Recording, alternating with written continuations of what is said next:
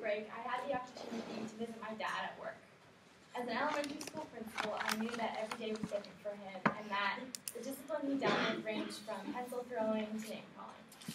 The day that I was in, he had a student in who was in charge of the class phone for the day, and while he was messing around, he dialed 911 as a joke. And so my dad called him in so that he could understand why he did was inappropriate and learn from the consequences of his act. On February 22nd of this year, writer for Time magazine Mahita Ganjanan reported in her article, President Trump attempts to clarify his suggestion that we should arm teachers to prevent school shootings, where Trump indeed suggests that we should arm about 20% of our teachers in the United States. With this proposal, I can only wonder, could the phone on the student's desk at my dad's school been a gun? And could he have accidentally been messing around and shot or killed one of his fellow classmates? The thought of something like this happening is a nightmare. As the daughter of 2 educators for over 25 years, and as an aspiring teacher, I cannot stress the importance of not allowing arming teachers to go any further than it already has. Having an active weapon in a classroom is detrimental to the learning environment and extremely counterintuitive to what teachers stand for. In this speech, I will be articulating my point of view as to why it is damaging economically, environmentally, and psychologically to teachers in their classrooms, as the room for error outweighs the possible benefits. I will also be touching on why some favor the idea due to its ability to appear as a deterrent for possible shooters and provide safety. My mom, a current second grade teacher, is completely against the idea. Dr. Joshua Grubbs, an assistant professor of clinical psychology at Bowling Green State University in Ohio, makes the point that arming teachers would be, quote, asking teachers to, instead of looking for the best in students, be constantly on guard for someone who's a threat.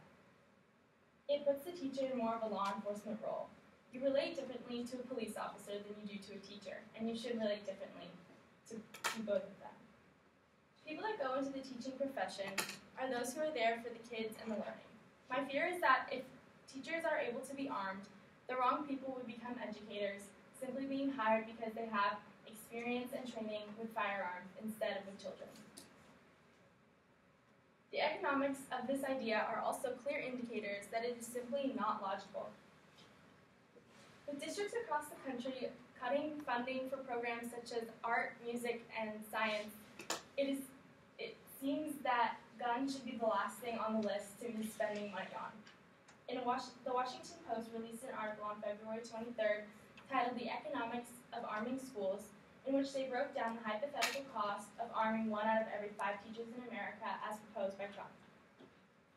The Department of Education reports that there are about 3.6 million teachers in the United States. 1/5 of this would be 718,000 teachers. Assuming that they have teachers go through the FASTER training, the Faculty Administrator Safety Training and Emergency Response Program, each training costs about $1,000 per trainee. For training alone, we're already at $718 million a year. Now for the guns, we will assume that teachers will be getting a Glock G17 that sells for around $500 each. That price will be about $359 million a year. So together, the price of this proposal begins to creep past $1 billion annually. I'm leaving out the details of the cost of an alternative idea, which is to have 6 to 8 guards on each campus, because that could cost anywhere between $63 and $109 billion a year. These calculations also leave out the price of ammunition and insurance, but I think it is beyond clear that arming teachers is simply unaffordable and outlandish. My dad, who is the elementary school principal, is all for the idea, and I can also see why. In Washington News, NBC News released a poll the week of February 23rd, in which 42% of Americans said that they thought if teachers were armed, it could have deterred the shooting at Marjory Stoneman Douglas High School in Parkland, Florida. This 42% probably favors the support to this idea due to the fact that it can act as a deterrent, as well as you'll have faster reaction time in the event of a shooting. In an article published in the Wall Street Journal on February 23rd titled "Some Teachers Are Already Armed," quotes David Thwart, a superintendent of a school district in Florida, which began arming their teachers back in 2007, and this was due to the fact that the nearest sheriff was more than a 30-minute drive away, too long to wait in the event of a school shooting. Matthew Santoni published an article titled Arming Teachers, Pros and Cons in February and pointed out that it would deter shooters looking for an easy target. This idea was also supported by the head of the National Rifle Association, Wayne LaPierre, who was saying that we have higher security with our banks, our NBA games, our airports, our politicians. They all have more armed security than our children at school, and that it's dangerous that we drop our kids off at a gun-free zone. Although there are pros and cons to the notion of arming teachers, it is clear that the cons outweigh the pros. In NBC's article, written by Elizabeth Chubb, Dr. David Hemingway, a professor of health policy at Harvard School of Public Health, said that it was, quote, a crazy proposal. So what do we do about reducing airline hijacking? Give all the passengers guns as they walk on? Statistics show that states with stricter gun laws and fewer guns have lower gun-related deaths than those with more guns and lax laws. For example, Giffords Law Center reported that California had the strictest gun laws in all of the United States, but also the lowest number of gun deaths per capita in 2017.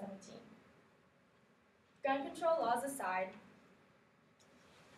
arming teachers is clearly not the answer to stopping the epidemic of school shootings in America.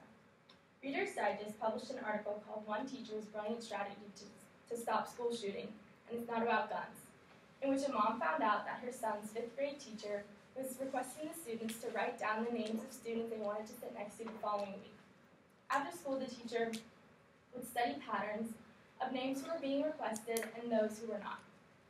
She explained that she began doing this every Friday since the Columbine shooting in 1999.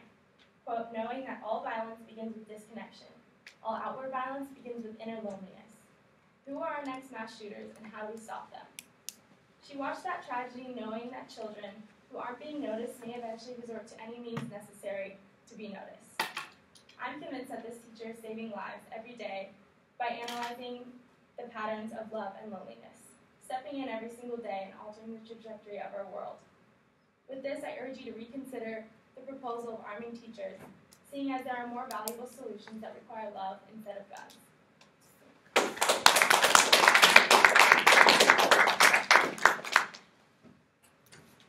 And that was a really fascinating study, really fascinating research. Yeah. I was surprised that there were so many states that already had teachers that had concealed weapons, which it makes sense because like areas that they don't have access to law enforcement. So I thought it was interesting. Also, I thought it was interesting that both my parents had like the office.